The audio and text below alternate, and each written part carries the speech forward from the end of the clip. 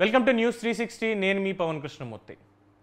మొన్న మధ్యన జగన్మోహన్ రెడ్డి గారు మాట అన్నారు. మాజీ ముఖ్యమంత్రి హోదా అనుకోండి, లేదంటే పులివెందుల ఎమ్మెల్యే అనుకోండి, ఆయన మొత్తానికి వైఎస్ఆర్ కాంగ్రెస్ పార్టీ తరఫున ఒకటన్న రాష్ట్రంలో శాంతి భద్రతలు లేకుండా పోయాయి. ఒకానొక చోట తాడిపత్రిలో మాజీ ఎమ్మెల్యే ఎస్పీకి కూడా చెప్పి నేను ఊళ్ళోకి వస్తున్నానంటే తెలుగుదేశం పార్టీ వాళ్ళు విధ్వంసం చేశారు అని మాట్లాడుతుంటే దాని మీద కౌంటర్గా మాజీ నరసాపురం వైఎస్ఆర్సీపీ ఎంపీ ప్రస్తుత తెలుగుదేశం పార్టీ ఉండి ఎమ్మెల్యే కనుమూరు రఘురామకృష్ణరాజు గారు మన త్రిపులార్ ఒక గట్టి కౌంటర్ ఇచ్చారు. 4 ఏళ్ల పాటు నన్ను ఇక్కడికి రానివ్వలేదు కదా, మరి నువ్వా శాంతి భద్రతల గురించి మాట్లాడేది అని చెప్పి. ఎందుకు ఈ టాపిక్ తీసుకొచ్చామంటే ఇదే రఘురామకృష్ణరాజు గారు అదే సందర్భంలో వాళ్ళ పార్టీకి ఒక పేరు పెట్టారు. కొన్ని ప్రైవేట్ ఇంటర్వ్యూల్లో మాట్లాడుతూ కూడా, సార్ అసలు మీ పార్టీ ఉద్దేశం ఏంటి, మీ పార్టీ నేపథ్యం ఏంటి, మీ పార్టీ సిద్ధాంతం ఏంటి, యువజన శ్రామిక రైతు కాంగ్రెస్ పార్టీ అన్నారు కదా, ఇందులో యువతకి ఏం చేశారు, శ్రామికులు కార్మికులకి ఏం చేశారు, రైతులకి ఏం చేశారు, కాంగ్రెస్ అంటే మొత్తం అందరి కూటమి అంటారు కదా, మరి మొత్తం అందరికీ ఏం చేశారండి అంటే ఎవడయానికి చెప్పింది మా పార్టీ పేరు యువజన రైతు కాంగ్రెస్ పార్టీ అని చెప్పి. మా పార్టీకి ఇంకో పేరుంది, ఎప్పుడు అంటే వై, యువజనకు బదులు ఎప్పుడు అని పెట్టారు. తర్వాత యువజన శ్రామిక వైఎస్ఆర్ కదా, యువజన శ్రామికలో ఎప్పుడు సరస సల్లాపాలతో రసికంగా చిలిప్ పనులు చేస్తూ ఉండే పార్టీ. అంటే యువజన అని కూడా మళ్ళీ ఇంకొక అబ్రివేషన్ ఇచ్చారు, యువజన శృంగార రసిక చిలిపి పార్టీ అని. ఎందుకు అంటే చూస్తున్నారుగా, అంతా మార్ఫింగే, మా మీద వచ్చిన ఆరోపణలన్నీ కూడా తప్పుడు ఆరోపణలే అని చెప్పి సదరు నేతలందరూ కూడా ముక్తకంఠంతో చెప్పుకుంటూ వస్తున్నారు ఇప్పటి వరకు కూడా. కాలకేయుల్లాగా కామకేయులు ఎక్కువైపోయారు వీళ్ళ దాంట్లో.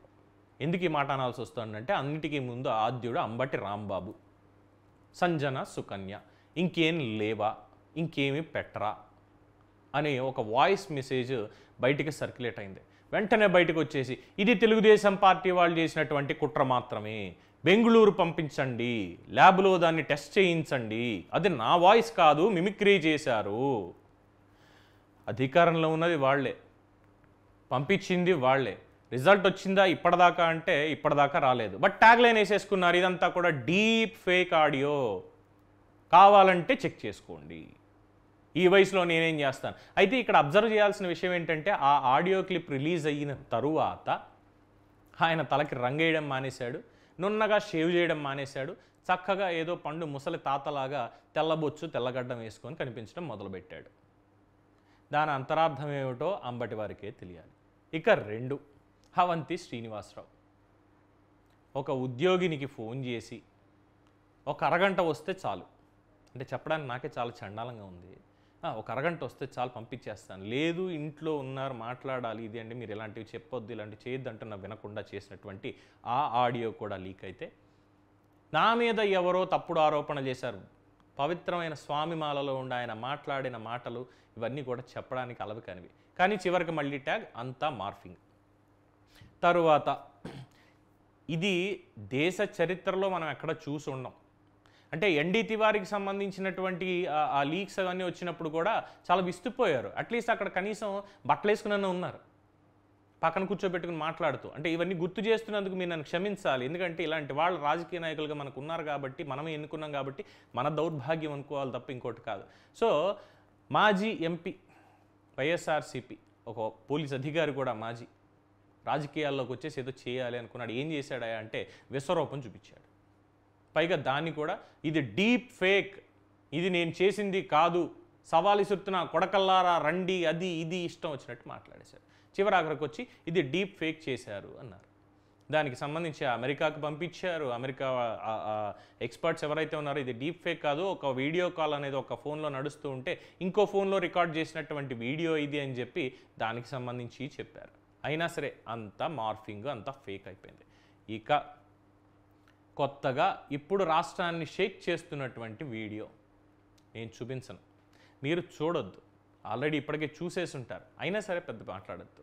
అనంతబాబు ఎమ్మెల్సీ మన్యంలో ఆయన చేసిన అక్రమాలకి అంతు బొంతు లేకుండా ఉంది.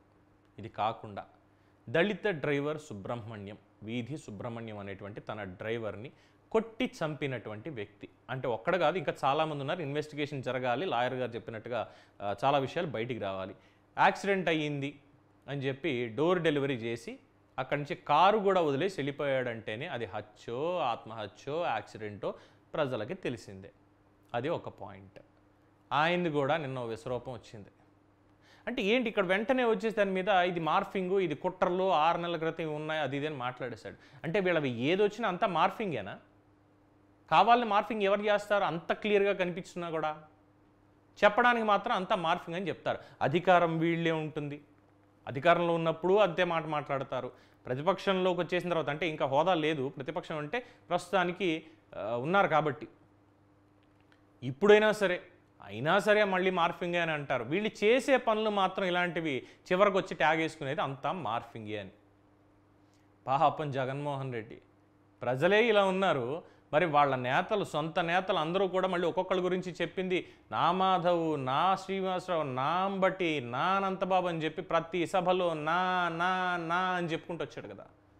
ఇప్పుడు ఏమైపోతాడో, నానాగతులు పట్టి ఎక్కడికి వెళ్ళిపోతాడో తెలియట్లేదు అని చెప్పి చాలామంది అభిప్రాయం వ్యక్తం చేస్తున్నారు. మరి మీరేమంటారు? అంతా మార్ఫింగే అంటారా, లేదు అంతకు మించింది మతలబేదో ఉంది అని అంటారా?